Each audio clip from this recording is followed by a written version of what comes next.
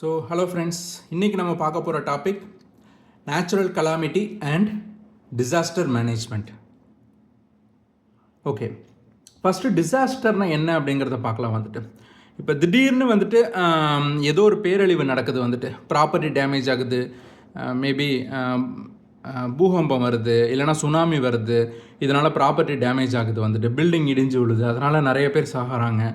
இதெல்லாம் தான் நம்ம டிசாஸ்டர்னு சொல்கிறோம். டிசாஸ்டர் எப்படி நடக்குதுன்னு பார்த்தீங்கன்னா, ஒன்று natural disaster, manmade disaster.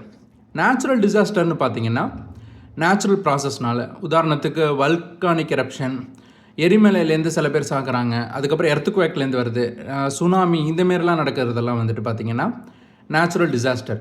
Man-made டிசாஸ்டர்னால் ஹியூமனோட மிஸ்டேக்னால் வர்றது தான் மேன்மேட் டிசாஸ்டர். ஃபஸ்ட்டு ஒன்று எல்லாத்தையுமே பார்க்கலாம்.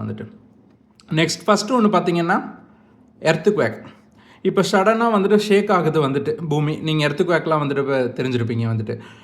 இப்போ உதாரணத்துக்கு இந்தோனேஷியாலலாம் அடிக்கடி எர்த்குவேக் நடக்கும், ஜப்பான்லேயும் எர்த்குவேக் அடிக்கடி நடக்கும். ஸோ அந்த மாதிரிலாம் அதுமாரி நடக்கும். ஓகேவா? இப்போது 8 ரிக்டர் அளவுக்கு நமக்கு எர்த்குவேக் நடந்திருக்குங்கிற மாரி சொல்லுவாங்கள்ல. எர்த்குவேக்கை மெஷர் பண்ணுறதுக்கு ரிக்டர் ஸ்கேல் அப்படிங்கிறதான் யூஸ் பண்ணுவாங்க. ஓகேவா? ஸோ இதுதான் நம்ம எர்த்குவேக் அப்படின்னு சொல்கிறது. எர்த்குவேக்கில் one of the important point பார்த்தீங்கன்னா ஏதோ ஒரு டயத்தில், ஏதோ ஒரு பாயிண்டில், இப்போ உதாரணத்துக்கு அந்தமானில் நடக்குது அப்படின்னு பார்த்துக்கோங்க. அந்தமானில் ஏதோ ஒரு ரீஜனில் நடக்கும் எர்த்குவேக்கு. அது எந்த ரீஜனில் எந்த பாயிண்டில் நடக்குதோ அதை தான் ஃபோக்கஸ் அப்படின்னு சொல்லுவாங்க. எர்த்குவேக் நடக்கிற இடத்துல அந்த ஃபோக்கஸ்லேருந்து எர்த்து சர்ஃபேஸ் வரைக்கும் இருக்குதுல்ல அதை தான் எபி சென்டர்னு சொல்லுவாங்க. ஓகேவா? ஸோ இதில் எர்த்குவேக்லேயே பார்த்தீங்கன்னா risky regions India like seismic ஜோனை வச்சு அவங்க ப்ரொவைட் பண்ணியிருக்காங்க. இதில் ஜோன் 5னா ரொம்ப ஹையாக வரத்துக்கான சான்சஸ், ஜோன் 4னா கொஞ்சம் ஹையாக, ஜோன் 3 ஜோன் 2லாம் அப்படியே மாட்ரேட்டு லோன்னு சொல்லிட்டு மாறிடும். இப்போ ஜோன் 5 பார்த்தீங்கன்னா ஜம்மு காஷ்மீர், ஹிமாச்சல் பிரதேஷ், உத்தராகண்ட், ரொம்ப மலைப்பகுதி, ஹிமாலயஸ் பக்கத்தில் இருக்க ரீஜன்லாம் இருக்குல்ல, இதெல்லாம் எர்த்குவேக் ரொம்ப அதிகமாக வருது. 4 பார்த்தீங்கன்னா so remaining south part of Jammu Kashmir, south part of Himachal Pradesh, அதுக்கப்புறம் டெல்லி, சிக்கிம், இந்தமாரி பார்ட்டு. ஜோன் 3லலாம் கேரளா, கோவா, லக்ஷதீப், இதுமாரி. ஜோன் 4ல remaining parts of the country. So இதெல்லாம் தான் லைக் சீஸ்மிக் ஜோனாக பிரிச்சிருக்காங்க. நெக்ஸ்ட்டு பார்த்தீங்கன்னா வல்கனோஸ். ஸோ வல்கனோஸ்னால் உங்களுக்கே தெரியும், இமேஜை பார்த்தாலே தெரியும். ஸோ ஒரு எரிமலை லாவா, அதாவது எரிமலை குழம்பு அப்படியே வெளில வெடிக்கும். அது மூலமாக பெரிய ஒரு இதே உருவாகும். அதுலேருந்து ஆஷ், டஸ்ட் பார்ட்டிகல் எல்லாம் சர்ஃபேஸ் ஆஃப் த ஸ்ட்ராட்டோஸ்பியருக்கு போகும். நிறையா குளோபல் வார்மிங்க்கு நிறையா வழிவகுக்கும். ஸோ இதெல்லாம் தான் வல்கனோஸ். இதனால் கிளைமேட்டிக் சேஞ்ச் ஆகுது, இதனாலேயே பாதிப்பு சில இது வருது. சில இடத்துல பார்த்திங்கன்னா இப்போ சப்போஸ் ஊருக்கு பக்கத்துலேயே எரிமலை இருக்குது அப்படின்னா அதனாலேயும் சில பாதிப்பு வருது. ஃபாரஸ்ட் பக்கத்தில் இருந்தாலும் ஃபாரஸ்ட் ஃபயரும் இதுக்காக ஆகுது. ஸோ இதெல்லாம் தான் வல்கனோஸ். இதில் பார்த்திங்கன்னா 3 டைப்: ஆக்டிவ், டார்மெண்ட், எக்ஸ்டிங்க்ட். எக்ஸ்டிங்க்ட்னா முன்னாடி இருந்த எரிமலை இப்போ எதுவுமே ஆக்டிவாக இல்லை.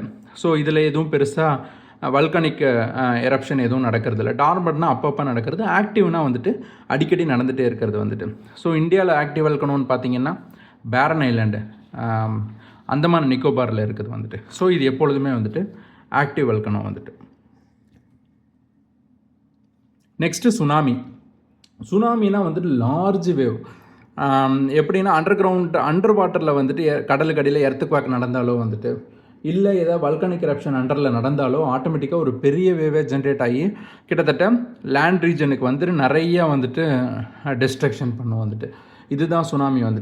நம்ம கேள்விப்பட்டிருப்போம்ல, சுனாமி பார்த்திங்கன்னா எப்போ நடந்ததுன்னா 2004 டிசம்பர் 26 நடந்துச்சு. சவுத் ஈஸ்டில் ஏஷியாவில் தான் ஃபஸ்ட்டு ஹிட் ஆச்சு.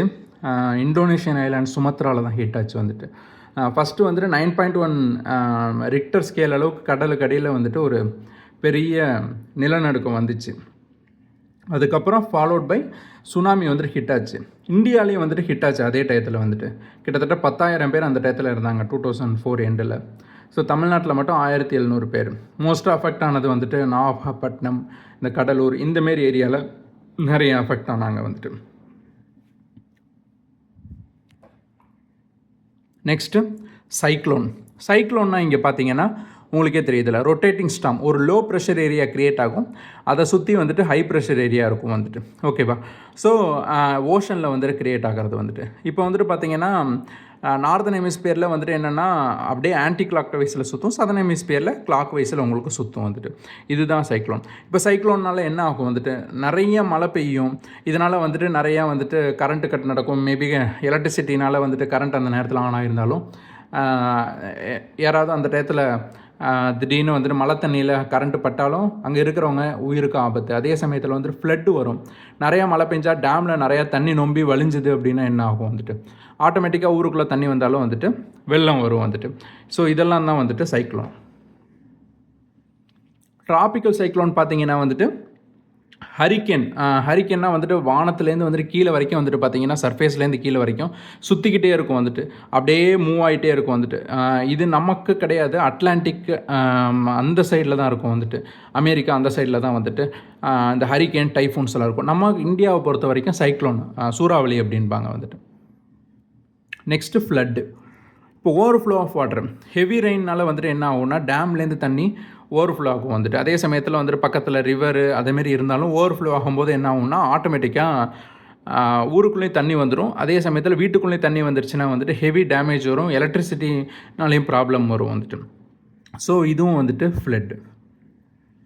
லேண்ட்ஸ்லைடு வந்துட்டு பார்த்திங்கன்னா இப்போ சப்போஸ் மலைக்கு பக்கத்தில் ரோடு அதுமாரி இருக்குது, நிலச்சரிவு சில இடத்துலலாம் நடக்கும், மணாலி கேரளா எல்லா இடத்துலையுமே நடக்கும் வந்துட்டு. ஓகேவா? திடீர்னு ராக் வந்துட்டு கீழே விழுறது, அதுக்கப்புறம் சாயில் எரப்ஷன் இதுமாரி நிறையா நடக்கிறதுனால வந்துட்டு என்ன ஆகும்னா உங்களுக்கு லேண்ட்ஸ்லைட் நடக்கும். இதனாலேயே வந்துட்டு மக்கள் கிட்டத்தட்ட வந்துட்டு உயிரிழப்பு ஹெவியாக வந்துக்கிட்டே இருக்கும் வந்துட்டு. அவலஞ்சி. ஸோ ஒரு சடன் ஸ்னோ வந்துட்டு இமயமலையிலேருந்து வந்துட்டு பனிமலையிலேருந்து க்ரியேட் ஆகி கிட்டத்தட்ட பெரிய லெவலுக்கு வந்துட்டு ஸ்னோவாக வந்துட்டு வரும் வந்துட்டு. இதை தான் அவலஞ்சின்னு சொல்கிறாங்க. ஸோ இதனால் என்ன ஆகும்னா ஸ்னோ மவுண்டெயின்ஸுக்கு பக்கத்தில் உள்ள ஏரியாவெல்லாம் வந்துட்டு ஹெவியாக அஃபெக்ட் ஆகும் வந்துட்டு. Thunder and lightning. ஸோ இது வந்துட்டு நார்மலாக நடக்கிறது தான் வந்துட்டு. ஒரு எலக்ட்ரிக்கல் டிஸ்சார்ஜ், அதாவது மின்னல், அதுக்கப்புறம் இடி வருதில்ல வந்துட்டு. சப்போஸ் இடி இடிக்குது, ஏதோ ஒரு பில்டிங்கில் இடி இடிக்குதுன்னா டக்குன்னு வந்துட்டு அந்த பில்டிங் நொறுங்கி திடீர்னு சரிஞ்சு கீழே விழுறது, இதுமாரிலாம் சில இடத்துல நடக்கும். இது ரொம்ப ரேராக நடக்கிறது தான், பட் இருந்தாலும் வந்துட்டு இதுவும் ஒரு டிசாஸ்டர் தான், நேச்சுரல் டிசாஸ்டர். நெக்ஸ்ட்டு வந்துட்டு பார்த்திங்கன்னா மேன்மேட் டிசாஸ்டர் வந்துட்டு. ஸோ இது வந்துட்டு ஹியூமன் ஆக்டிவிட்டீஸால் பண்ணுறது வந்துட்டு, இதை வந்துட்டு நம்மளால் ப்ரிவெண்ட் பண்ண முடியும் வந்துட்டு. ஓகே. ஸோ ஃபயர்னால் வந்துட்டு இப்போ ஏதாவது ஷார்ட் சர்க்யூட் ஆகுது பில்டிங்கில் வந்துட்டு, ஸோ எலக்ட்ரிசிட்டி ப்ராப்ளம் ஆகுது வந்துட்டு, இதெல்லாம் தான் வந்துட்டு ஃபயரு. இப்போ சப்போஸ் கேஸ் இருக்குது வந்துட்டு, கேஸ் லீக் ஆகி திடீர்னு வெடித்து அந்த பில்டிங்கை பற்றிக்கிச்சு அப்படின்னாலும் இது வந்துட்டு ஒரு ஃபயர் ஆக்சிடெண்ட்டு. பில்டிங் வந்துட்டு கொலாப்ஸ் ஆகிறது, இன்சஃபிஷியன்ட் இன்ஜினியரிங்கு, புவர் கன்ஸ்ட்ரக்ஷனாக இருந்ததாலும் ஆட்டோமேட்டிக்காக வந்துட்டு பில்டிங் கொலாப்ஸ் ஆகும் வந்துட்டு. ஸோ இதுவும் one of the major disaster வந்துட்டு நடக்கிறது. Next industrial accidents. இப்போ உதாரணத்துக்கு மெடிக்கல் வேஸ்டேஜ், கெமிக்கல் லீக் ஆகுது வந்துட்டு, அப்புறம் கேஸேஜ் லீக் ஆகிறது வந்துட்டு. நெக்ஸ்ட்டு வந்துட்டு பார்த்திங்கன்னா ஸோ கெமிக்கல் கேஸேஜ் இந்தமாரி விஷயம்லாம் வந்துட்டு லீக் ஆகிறதுனால இதுவும் வந்துட்டு ஒன் ஆஃப் த மேஜர் இது.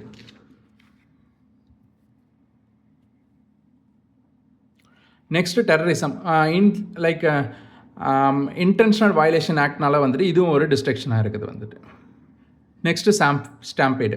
ஸோ கூட்ட நெரிசல்னால வந்துட்டு இப்போ உதாரணத்துக்கு க்ரௌடு நிறையா இருக்குது ஹெவியாக வந்துட்டு, திடீர்னு புவர் மேனேஜ்மெண்ட்னால அங்கே காற்று, அதாவது ஆக்சிஜனுக்கே வழி இல்லாத அளவுக்கு ரொம்ப நெரிசலாக இருக்காங்க வந்துட்டு. ஸோ அது மூலமாகவும் வந்துட்டு ஆட்டோமேட்டிக்காக உங்களுக்கு உயிரிழப்பு.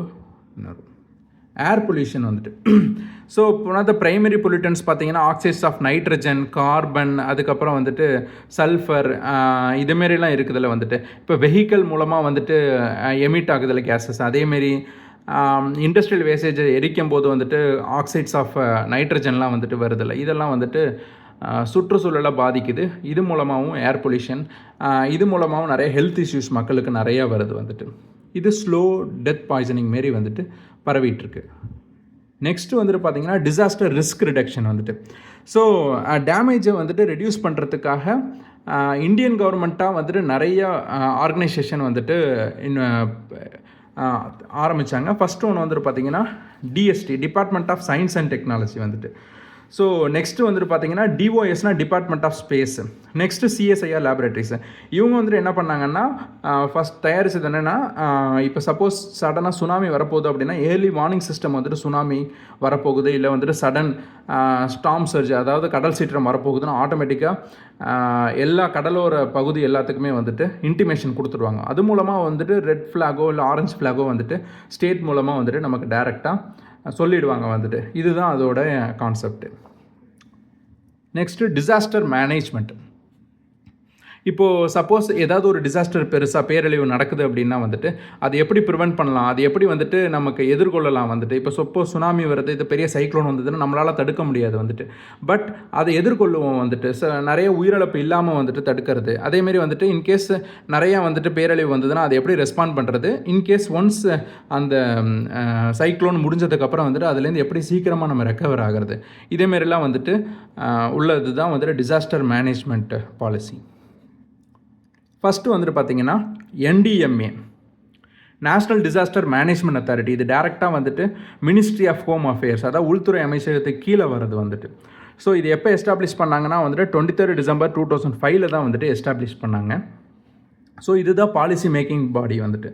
ஸோ இப்போ சப்போஸ் இது வந்துட்டு ஆட்டோமேட்டிக்காக என்னென்னா ஸ்டேட்டோட கம்யூனிகேட் பண்ணிவிட்டு டேரெக்டாக நேச்சுரலோ இல்லை மேன்மேட் டிசாஸ்டருக்கோ வந்துட்டு ஆட்டோமேட்டிக்காக இப்போ ரெஸ்பான்ஸ் ப்ரொவைட் பண்ணுறது. இதுதான் வந்துட்டு இதோடைய நோடல் ஏஜென்சி. இதுக்கு அண்டரில் இருக்கிறது தான் வந்துட்டு NIDM also, national institute of disaster management. இது வந்துட்டு ட்ரைனிங் அண்ட் ரிசர்ச் இன்ஸ்டியூட் வந்துட்டு. ஸோ இது என்ன பண்ணோன்னா ஆட்டோமேட்டிக்காக கோஸ்டல் ஏரியாஸ், அதுக்கப்புறம் வந்துட்டு டிசாஸ்டர் பற்றி படிக்கிறது எல்லாமே வந்துட்டு படிச்சுட்டு அது மூலமாக வந்துட்டு ரிப்போர்ட் வந்துட்டு ஜென்ரேட் பண்ணுறது. இது டேரெக்டாக வந்துட்டு ஹோம் மினிஸ்ட்ரிக்கே நம்ம சென்ட் பண்ணுறது வந்துட்டு. ஸோ இதில் தான் வந்துட்டு என்னென்னா NDRF இருக்குது வந்து, நேஷ்னல் டிசாஸ்டர் ரெஸ்பான்சிவ் ஃபோர்ஸ் அப்படின்னு சொல்லிட்டு. இது என்ன பண்ணும் அப்படின்னா ஏதாவது ஒரு டிசாஸ்டர் நடந்துச்சு அப்படின்னா இது ஒரு ஸ்பெஷல் ஃபோர்ஸ் வந்துட்டு. ஓகே, ஸோ இது ஆட்டோமேட்டிக்காக வந்துட்டு டேரெக்டாக ஏதாவது ஒரு த்ரெட்னிங் டிசாஸ்டர் நடக்க போகுது, இல்லை டிசாஸ்டர் ஆல்ரெடி நடந்துச்சுன்னு அப்படின்னா வந்துட்டு ஆட்டோமேட்டிக்காக ரெஸ்பான்ஸ் பண்ணுறது வந்துட்டு. இன்கேஸ் ஒரு ஃப்ளட் வந்துருச்சு அப்படின்னா வந்துட்டு இவங்க ஒரு ரெஸ்பான்ஸ் டீம் அனுப்பி அது மூலமாக வந்துட்டு மக்களை சேவ் பண்ணுவாங்க. இதுதான் வந்துட்டு நேஷ்னல் டிசாஸ்டர் ரெஸ்பான்சிவ் ஃபோர்ஸு. இதேமாரி வந்துட்டு SDRFன்னு சொல்லிட்டு ஒன்று இருக்குது வந்துட்டு, ஸ்டேட் டிசாஸ்டர் ரெஸ்பான்சிவ் ஃபோர்ஸ்ன்னு. ஒவ்வொரு ஸ்டேட்டுக்கும் இருக்குது வந்துட்டு. இது NDRFக்கு அண்டரில் வரும் வந்துட்டு. இதில் வந்துட்டு பார்த்திங்கன்னா கிட்டத்தட்ட ஒரு 80 போலீஸ் பர்சனல் இருப்பாங்க வந்துட்டு NDRFக்கு அண்டரில் வந்துட்டு. ஸோ இவங்க ஆர்டர் கொடுக்க ஆட்டோமேட்டிக்காக வந்துட்டு இவங்களும் வந்துட்டு பண்ணுவாங்க. அதுக்கு அண்டரில் இருக்கிறது தான் டிஸ்ட்ரிக்ட் டிசாஸ்டர் மேனேஜ்மெண்ட் அத்தாரிட்டி வந்துட்டு.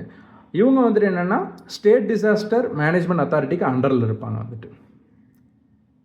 So UNISDR. ஸோ இது வந்துட்டு பார்த்திங்கன்னா நேஷ்னல் லெவலில் நம்ம பார்த்துருவோம். இன்டர்நேஷ்னல் லெவலில் பார்த்திங்கன்னா வந்துட்டு United nation international strategy for disaster reduction. இதுதான் UNISDR வந்துட்டு. December 1999 United nation general assembly வந்துட்டு ஒரு ரெசல்யூஷன் பாஸ் பண்ணாங்க வந்துட்டு. நம்ம டிசாஸ்டர் ரெக்கவரிக்காகவும் டிசாஸ்டர் ரிடக்ஷனுக்காகவும் வந்துட்டு ஒரு பாலிசி மேக் பண்ணணுங்கிறதுக்காக தான் புதுசாக வந்துட்டு UNISDR வந்துட்டு எஸ்டாப்ளிஷ் பண்ணாங்க வந்துட்டு. ஓகேவா, ஸோ இதோட ஃபோக்கஸ் பாயிண்ட் என்னென்னா வந்துட்டு நம்ம டிசாஸ்டர் மேனேஜ்மெண்ட்டும் அதே சமயத்தில் ரெஸ்பான்சிவ்னஸும் சீக்கிரம் கொடுக்கணும் வந்துட்டு. அப்படிங்கிறதுக்காக தான் வந்துட்டு இந்த ஒரு பாலிசியை மேக் பண்ணாங்க.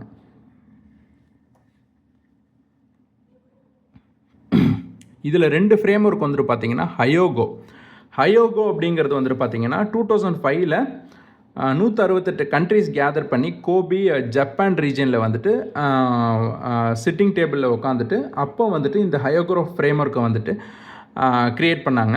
இது என்ன சொல்லுது அப்படின்னு பார்த்தீங்கன்னா வந்துட்டு ஃபஸ்ட்டு பிளான் பண்ணணும் வந்துட்டு டிசாஸ்டர் வந்துச்சு அப்படின்னா ஆட்டோமேட்டிக்காக பிளான் பண்ணிவிட்டு ப்ரோக்ராமிங் பண்ணணும் வந்துட்டு. இப்போ சப்போஸ் டிசாஸ்டர் வருது அப்படின்னா வந்துட்டு அது எப்படி நம்ம வந்துட்டு டேக்கிள் பண்ணுறது அப்படிங்கிற மாரி வந்துட்டு பிளான் அண்ட் ப்ரோக்ராமிங் இருக்கணும். அதேமாரி வந்துட்டு டெவலப்மெண்ட் ப்ராசஸும் இருக்கணும் வந்துட்டு.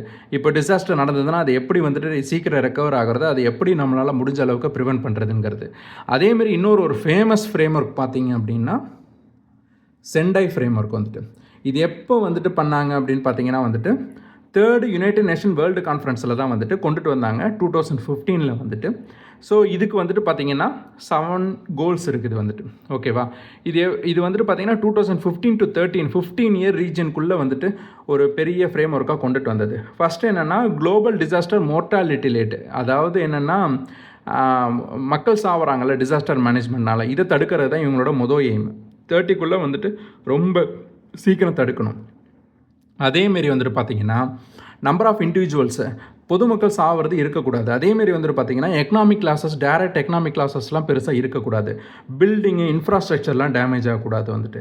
அதேமாரி வந்துட்டு பார்த்திங்கன்னா 2020க்குள்ளே நிறைய கண்ட்ரிஸ் வந்துட்டு டிசாஸ்டர் ரிடக்ஷன் மாடல் பாலிசிக்குள்ளே வந்துட்டு இருக்கணும் வந்துட்டு. அதே சமயத்தில் இன்டர்நேஷ்னல் கோஆப்ரேஷனும் வந்துட்டு எல்லா கண்ட்ரிஸும் வந்துட்டு கொண்டுட்டு வரணும். 2013 பார்த்திங்கன்னா ரொம்ப மெயினாக ஒரு மல்டி ஹசார்டு டூல் மாரி வந்துட்டு ஒரு ஆப் மாரி வந்துட்டு ரெடி பண்ணிவிட்டு ஏர்லி வார்னிங் சிஸ்டம் வந்துட்டு டேரெக்டாக மக்கள் ஒவ்வொருத்தருக்குமே வந்துட்டு ப்ரொவைட் பண்ணணும். இப்போ சப்போஸ் சுனாமி வரப்போதா இல்லை எர்த்குவேக் வரப்போதா ஆட்டோமேட்டிக்காக அவங்களுக்கு அலர்ட் சிஸ்டம் மாரி வந்துட்டு அவங்களே பாதுகாத்துருக்க மாரி வந்துட்டு இன்ஃபர்மேஷன் ப்ரொவைட் பண்ணிகிட்டே இருக்கணும். இதுதான் வந்துட்டு சென்டை ஃப்ரேம்வொர்க் 2015 வந்துட்டு ரெகுலேட் பண்ணது. Okay, so thanks every one.